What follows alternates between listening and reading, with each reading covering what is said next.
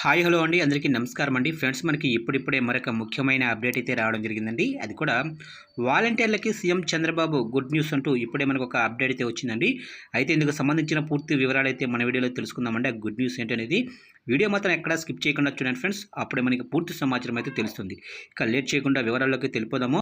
ఇక ఏపీలో వైసీపీ హయాంలో నియమించిన 2.5 లక్షలకు పైగా వాలంటీర్ల సేవల కొనసాగింపుపై కూటమి ప్రభుత్వం ఇవాళ ఓ స్పష్టత ఇచ్చింది.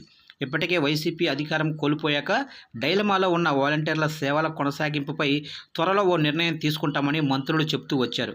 అయితే ఇవాళ నేరుగా సీఎం చంద్రబాబే పెన్షన్ల పంపిణీ సందర్భంగా దీనిపై క్లారిటీ ఇచ్చారు. ఇక ఏపీలో ఇవాళ రాష్ట్ర వ్యాప్తంగా పెన్షన్ల పంపిణీ కార్యక్రమం ప్రారంభమైంది.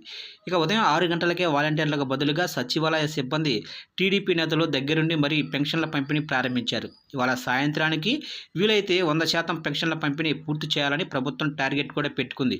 ఈ నేపథ్యంలో స్వయంగా పెనుమాకలో లబ్ధిదారుల ఇంటింటికి వెళ్లి పెన్షన్ పంపిణీ చేసిన సీఎం చంద్రబాబు అనంతరం నిర్వహించిన బహిరంగ సభలో వాలంటీర్లపై స్పందించారు.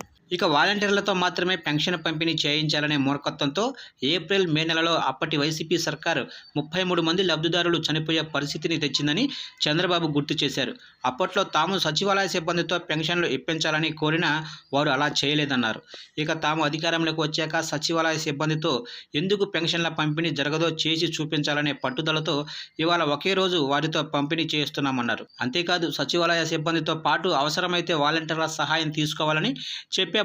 తద్వారా సచివాలయ సిబ్బందికి తోడుగా వాలంటీర్లను కూడా వాడుకుంటున్నట్లు స్పష్టం చేశారు.